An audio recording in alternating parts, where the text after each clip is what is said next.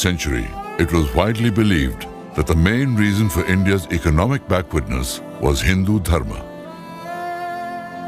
But the truth was revealed as the 21st century approached. All over the world, reports started coming that India and China were once the most prosperous countries in the world. The Europeans had looted and ruined them. To find the truth of this, the OECD countries launched a major project to study it. A team was constituted under the chairmanship of Professor Angus Maddison. They started studying the history of the GDP of the world. When the report was published, the whole world was shocked. With a 34% share, India was once the wealthiest country in the world. That too, for 1,000 years and without looting anyone. There is no such example in the history of the world. But India was pushed down by plunderers and by exploitation. Before Britain started plundering India, it was still in the first place with a share of 24.5% of world GDP. In 1800, its wealth came down to 20%. In 1830, it was reduced to 17%. In 1880, down to 8%. And in 1900, it was only 1.7%. Who looted India's wealth? The British looted India's wealth. During famines, 1/3 of the population perished. In spite of this, the revenue of the British East India Company increased manifold. From where did the farmers sold the gold of generations to pay their taxes? The gold of Indian farmers still glitters in the city of London. Millions were dying of hunger. The food grains of India were being sent to the armies of the empire. People who used to call food Brahm, who would not eat food but receive it respectfully, who would first offer it to a cow, a dog, a Brahmin, a priest, a servant or a guest, were starving to death. And their bodies were being eaten by dogs. Died in the womb. The English created famines in India. Within 120 years, 31 major famines occurred. Smaller famines would occur practically every year. During these famines, people died in millions. The last famine occurred in 1943, in which over 3 million died in Bengal. Hi everyone, thanks for joining the Atman Show, and I have a very special guest, Padma Shri awardee Subhash Kak, and today's topic is about a late Victorian Holocaust. And sir, can you go ahead and briefly describe about this topic before we begin our question answer session? Well, the book Late Victorian Holocaust was written by this person called Mike Davis, and it won awards for being a very important book on history. And basically, what Mike Davis did was to use evidence proving that there were huge mass deaths in India during the Victorian era, which is 1860 onwards, 1860 to 1900, because of famines that were engineered by British policy. So in fact, what was happening was India was exporting grain to Britain when its own citizens were dying. And in fact, there are horrible photographs that you can get of that period, these children or even adults totally emaciated, only bones. So this is what it is. This is about how colonial policy literally destroyed India. And there are many historians who call that also Holocaust, that it was a kind of a genocide of Indians. 25 to 30 or even maybe 50 million Indians died because of these policies. And in fact, what was happening was while India was exporting grain and Indians themselves were dying, India was also being taxed hugely in the cause of the British Empire. They were paying for the British armies all over, conquering other regions. It was a very, very bad situation. So, sir, I just want to ask you a question. Like, we always, when it comes to Holocaust, it's always we think about, okay, Nazis and Jews. But there around 6 to 11 million people died. But in this Holocaust, 30 to 60 million people died. So, why do you think there is lack of awareness on this topic? Well, there's a difference. There's a fundamental difference that we should be aware of.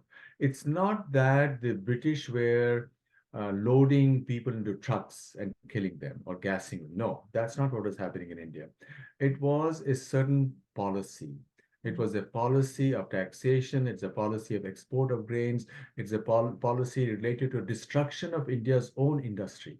Because when the British came, or when the British conquered most of India, which was about 1800. India's share of the world economy has been estimated to have been about 20%. By 1918, which is just after this Victorian rule ended, India's share of the world economy had dropped to below 2%. Just imagine, from 20% to 2%.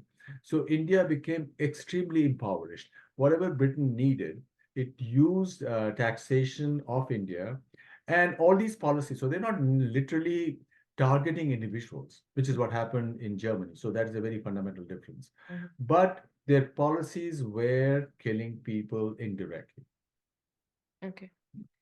All right. Can you talk about 30 to 60 million death caused by ACE's fair and Malthusian economy ideology of the colonial government? I hope I'm pronouncing it correct. If not, you can go ahead. Yeah. Okay, well, Malthusian means where when population increases, there will be less resources and people will die, right? So that is certainly true. That was a theory argued that, eventually as population explodes, there would be other causes which will make people die, disease or this or that. So the British scholars tended to blame Indians for what was happening in India. They were saying that, well, India is overpopulated. India at that time was probably 250 million. Right now, it's 1.4 billion, just the India part. If you also include Pakistan and Bangladesh, which was included in the figures then, it's about 2 billion, which is nearly 10 times. And India is now feeding itself. So it was not really that India could not grow enough food grains for itself, but uh, the British policies destroyed India's economy in multiple ways. First of all, what they destroyed was India's own arts and crafts and textiles, because they wanted India to be buying the products of their own textile mills, which were set up after the Industrial Revolution. Before that, India was the world's king as far as textiles were concerned. Indian textiles were exported all over. So once the factories came in, right, now they could use machines. Before that, it had to be done by hand. Now that they could use machines, they had a cost advantage, right? So they started selling or pushing them to India. India became their colony. Well, politically, it was already a colony, but it was also where they could dump the products of their factories. So all of this, they destroyed the village economy. Then they destroyed the education system. India had a thriving education system, and it's been estimated that maybe literacy rate in India was about 60 to 70%. And these village pathshalas catered to every community. This whole thing about the caste, that certain people were not admitted, certain kids from certain communities could not go to school. That's all false, because we have the evidence of British superintendents of education from the 1830s and 1840s who talk about how this Pathshala system worked. But they destroyed all of that. They said, no, if you want a job, you have to go to our kind of school, right? And you have to read in English or whatever. And so by the time they left, as I just mentioned, India's literacy rate had dropped to about 20%. So, and 70% before the coming of the British wasn't bad, because it's been estimated that currently in the US, the literacy rate is below 80%. Did you know that? 20%, 20+% in Americans can't read. They can probably just sign their name, but they really can't read. And that's quite sad. Yeah. So, yeah. So, do you consider this as a genocide under colonial rule? Maybe not like directly targeting, as you said, but in an indirect way. Well, yes, they were aware that was happening. And in fact, there's also a in similar thing that happened in the 1940s. This is the Great Bengal Famine, and it's estimated about 4 or 5 to 10 million people died. Churchill was the Prime Minister of Britain. Well, so what did Churchill do? Bengal was producing enough food grains of itself, but UK was in this World War II. So UK kept on exporting food from Bengal. And now they would say, or Churchill or supporters of Churchill would say, well, there are some very tough policy decisions the government has to make. And we had to do it because we wanted to make sure that the Allies did not lose to the Germans. So, this is the cost, the side cost that a country has to bear. So, well, to come back to the question of labels, can we call it genocide? That depends upon who's writing the story. For example, Mike Davis did call it genocide. There are also other historians who call it genocide. But there's some others who would say, no, it's not appropriate to call it genocide because they were not targeting any individual or any group. So it's really how the economy was unfolding. So no single individual had control over the flow of events. So it depends upon who's doing the writing. Okay. All right. Millions died not outside the modern world system, but in the very process of being forcibly incorporated into its economic and political structure.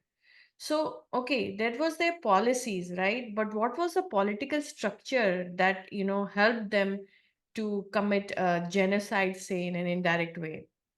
Well, when the British took over politically, then they had control over taxation. That's a part of the political structure. They said, okay, you cannot send goods freely from one place to another.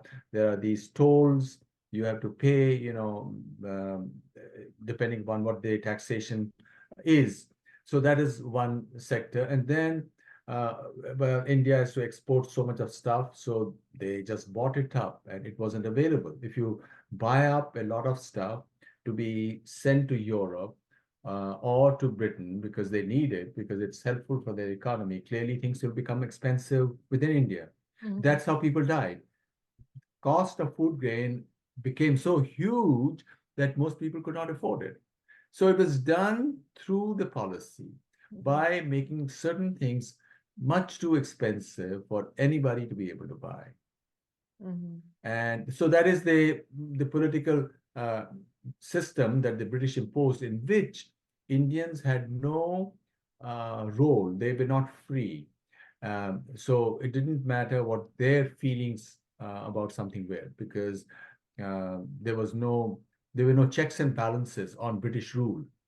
See, after that, there was some limited checks and balances arose, limited in some provinces and so on. But by and large, until 1947, when India was granted independence by the British, Indians really had no say in how the economic decisions were being taken for the country.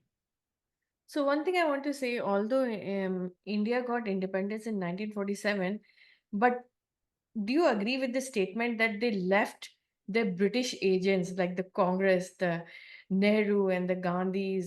They were the British agents running like Britishers. Like maybe they are brown skinned, but they are British agents. And Subhash Chandra Bose, right? He was eliminated because he was just opposite of what Nehru and Gandhi thought. What do you think about that? Is there any truth in this? Yeah, I think largely true, because the British they left the government to people who thought like them. So the general philosophy towards administration did not change. Um, Now, certain things became sharpened. The Congress government tried to be more aggressive in introducing socialism, right?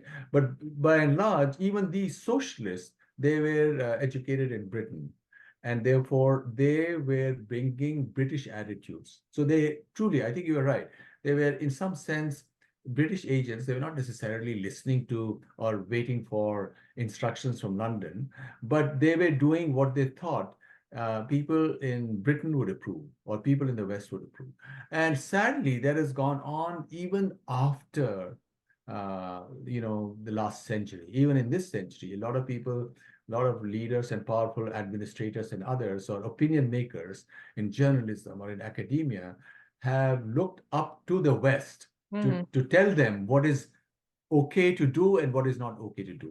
If you think, there are politicians in India, they say, oh, wo kya kahenge? We can't do it. What will the Americans say? What will the British say? So to a great extent, that's still going on. So basically, we never got out of this colonial mindset. That is what I was discussing with Sangeeta here in that Gurukul episode. That people today, English medium education is important, and and people with other educated in other languages, they are looked down upon, and even. So, what do you think that why did Indians did not come out of this colonial mindset? You know, in Supreme Court of India, you still cannot use any Indian language. You have to speak only in English. Mhm. So the ruling class in India is still colonized. Their minds are colonized. And some of them might use the right phrases which might appear to show that they are independent to choose, but in reality they aren't, because the grip of mind colonization is so insidious and it's so indirect that most people are not even aware that their minds are colonized. Normally in any country, they would say, okay, why can't we have any Indian language, or maybe all Indian languages should be allowed to be used in the Supreme Court, right? India is the most populous country of the world, and you can't use any of the Indian languages. Or if India was not mind colonized, wouldn't they say that all religions should have the same rights? Hindus should have the same rights as Christians and Muslims. But Hindus don't have the same rights. Hindu temples are not allowed to be run by Hindus. They are run by government officials. They can even appoint non-Hindus to run Hindu temples. It's a shame. And there's something, nothing that you seem to be able to do it. You see, meaning one is able to do it. Yeah. So and now Are they taking any steps or no? there are some petitions in the Supreme Court for years and they don't take it up. Because, if Supreme Court were to take it up, it's very hard to resist the argument. Give Hindus the same rights that Christians and Muslims have. Mhm. But they will not bring it up for discussion. The government will not take it up to discussion. Uh, Now, if the government were to take it up, there will be a huge outcry by the opponents of Hinduism, or opponents. People would say this is against secularism, or Hindutva bad. Hindus are nasty people. That's why we have to control them. Something like that. Some argument will be uh, made. But back then when we were growing up, construction of Ram Mandir used to seem like very far out, but it was done anyways. So I think maybe if we persist, this can happen. Of course, and people should persist because people should be free. Everybody. There should be the same identical rights to every citizen, irrespective of their religion, background, community, caste, etc., etc. And that's not the case right now because Hindus don't have the same rights as other religions in India. Mhm. Okay. How colonialism and capitalism in colonial India and elsewhere increase rural poverty and hunger while economic policies for famine. So basically, like we already discussed about it, but what do you think? Like it reached even the rural villages, not just the cities and things like that. So how did they actually manage to actually conquer everything under their policies, even the rural areas?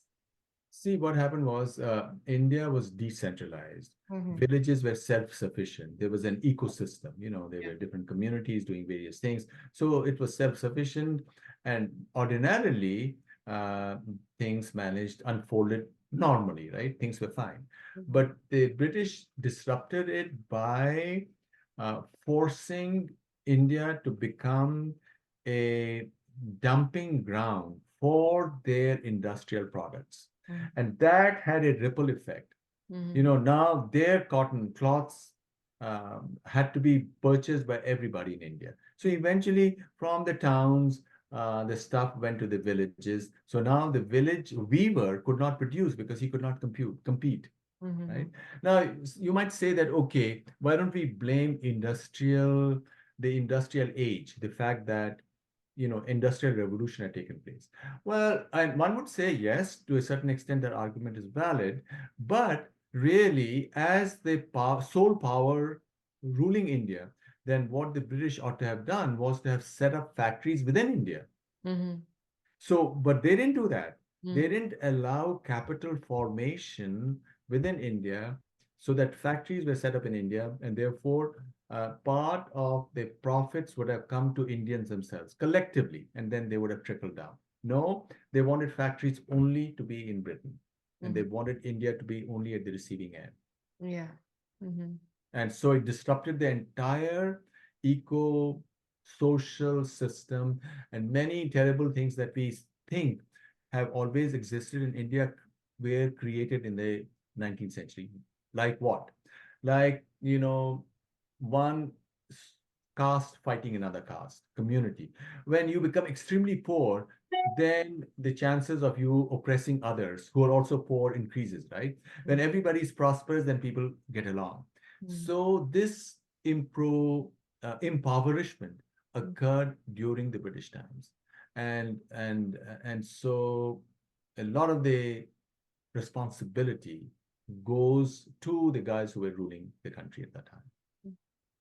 Actually, you said it was brought down the India's share of economy from 20% to 2%, but before the Mughals came, it was 33%. So even Mughals actually brought down the economy, but not to this extent like how British did in 200 years. Absolutely. In fact, it's estimated that before the coming of the Muslims, India's share of the world economy was nearly 42 or 45%. Okay.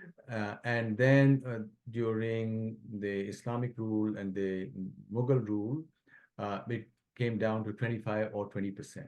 So, but in spite of that, in 1800, India was the richest land on earth.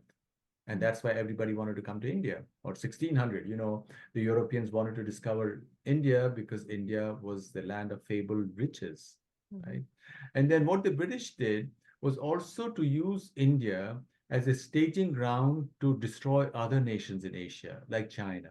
Mm-hmm. They forced China to buy opium from India. First of all, they made them addicts Mm-hmm. through opium produced in India and sold it through smugglers, because the British rule was also a kind of a narco rule, narcotics. It was a drug state. And we're not told anything about that. And that's terrible. Can People you tell should in be. detail? Like, I don't know about this. Can you tell in detail, like, what do you mean Okay. by that? See, what happened was when you look at the late 18th century, Mm-hmm. um, China was producing goods which were sought after in Europe, Mm-hmm. and goods like ceramics. Mm-hmm. Chinese ceramics were fantastic. Mm-hmm. Silk, fantastic, right? So now Europe had a trade deficit, or Britain had a trade deficit with China. Mm-hmm. So the Governor General, I think Hastings, Mm-hmm. in 1780s, thought up a scheme. He says, well, what we're going to do is sell opium to China. Mm-hmm. So they will sell us this good stuff, we'll sell them drugs. It's like what do drug warlords do? And so they started growing opium in Bengal and Bihar, and later on even in Maharashtra. Now the Chinese said, we don't want opium, we don't take opium. Mm-hmm. What they did was they had drug runners. or smugglers. So they used these drug smugglers in the beginning. And the Chinese said, no, we're not going to let them. They sank a ship or something of drug smugglers. The Britain said this is unacceptable because we are for free trade. So they went to the first opium war with China. They said, for the sake of free trade, you must allow all goods to enter China, including opium. And Britain won that. And then more Chinese got into drugs. And then there was another opium war, 1860s. Then even more Chinese got into drugs. And so they broke the Chinese state and Chinese society through drug addiction. So the British Empire has always done both, proper rule and then drugs at the bottom. So the British were selling, or later on, even opium in Afghanistan and so on. They used this later on in recent years for their political ends. So there was drugs in India as well? Of course, but not that much because India was so poor. China was richer, so they wanted China to be brought down because they had already made India poor. But of course, the zamindars, etc., they were also into drugs in India. So drugs are pretty much old. It's nothing new or something. It's nothing new, but the way Britain used it as a part of its policy was something new. That was very novel because they insisted. They said, capitalism. They said we are for free trade. Everything should be free. And they said we're not asking Chinese to buy opium. If they want it, it should be available to them. You see that? Which is something similar to what's been happening in the 20th century or 21st century as well. Yeah. I Or, think or pornography now. They say, okay, it should be available on the internet.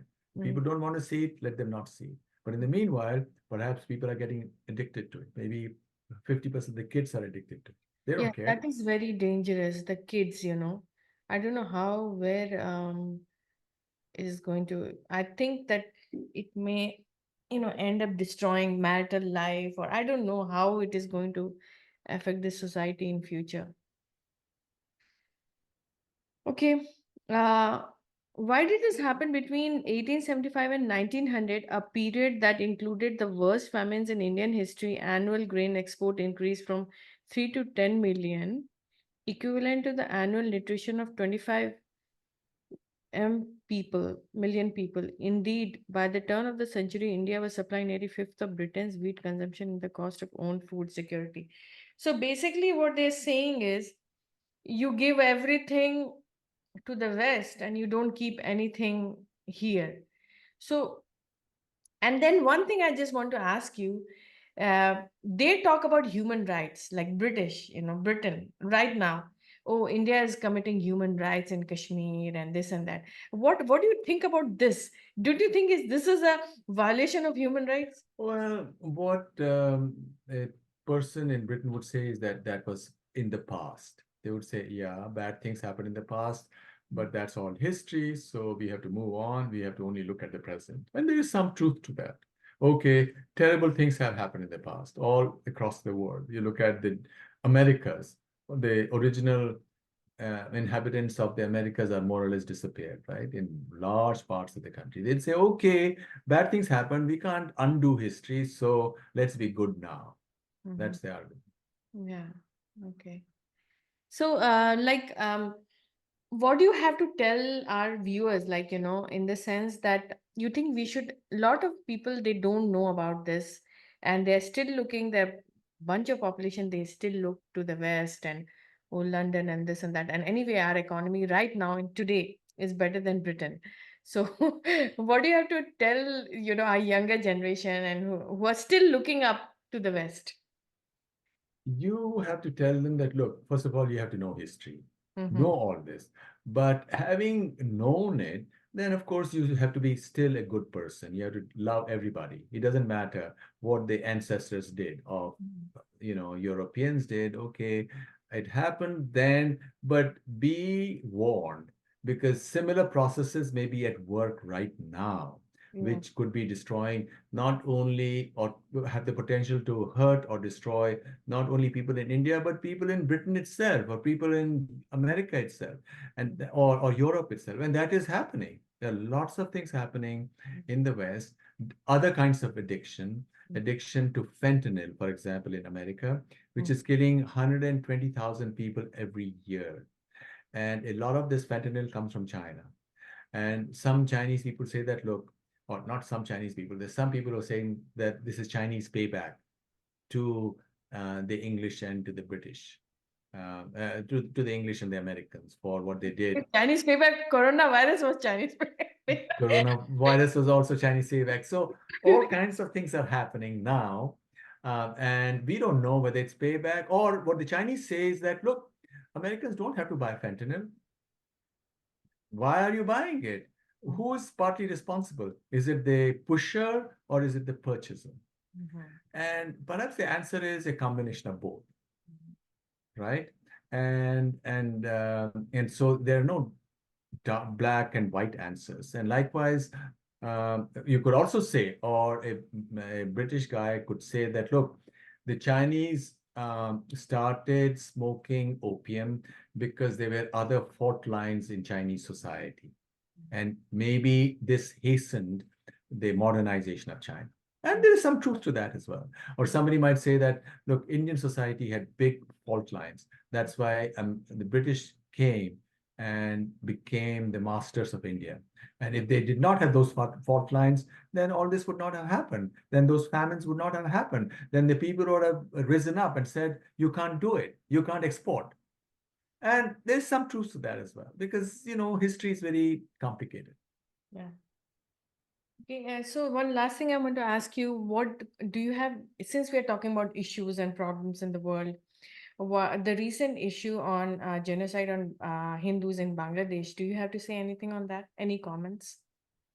Yeah, it's very unfortunate. Now, of course, a lot of people say that it was a regime change operation engineered in the West, because what America doesn't like is countries which do not toe America's foreign policy. They don't care what the local administration system is. They don't care whether it's a democracy or not a democracy.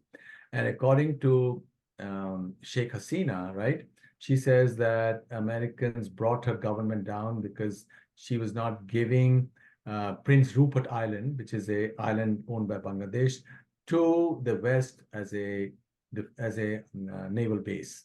And America needs it because America's ultimate battle is going to be with China. And Bangladesh is at a very, very interesting place because across Myanmar, across Burma, is China. So America wants to surround, just as it has now surrounded Russia by NATO countries, it also wants to make sure that China is kept in its place through various alliances. So we don't know what the truth is, but certainly what has happened to the minority, to the Hindus in Bangladesh is terrible, but the Western policymaker they're not against anybody, but they would use any fault lines. It could be Sunni versus Shia, or it could be Hindu versus Muslim, or it could be Muslim versus Christian, right?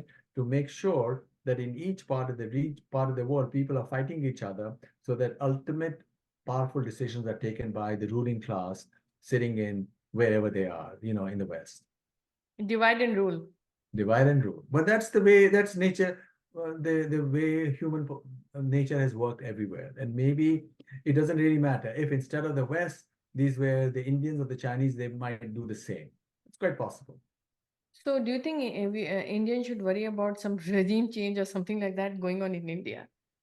It could. Maybe there was an attempt in the most recent elections because all the forces came together through social media, and maybe that did play a role in the greatly reduced majority of the BJP. But I think the Indian system is more resilient or robust than the Bangladeshi system. So the Bangladeshi system was not able to cope with it. I think India's economy is also much stronger. And not only that, the West also needs India right now as a counter to China. So they don't want to do a regime change if it's too messy. And besides, there will be a fight back.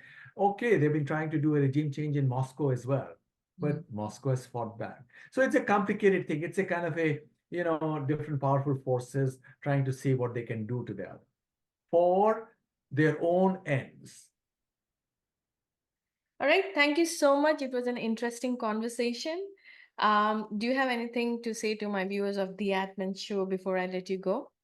Yeah, well, dear viewers, there are lots of very interesting questions, stories that Anamika brings to you, and look forward to the next ones. Okay. Bye. Namaste. Namaste.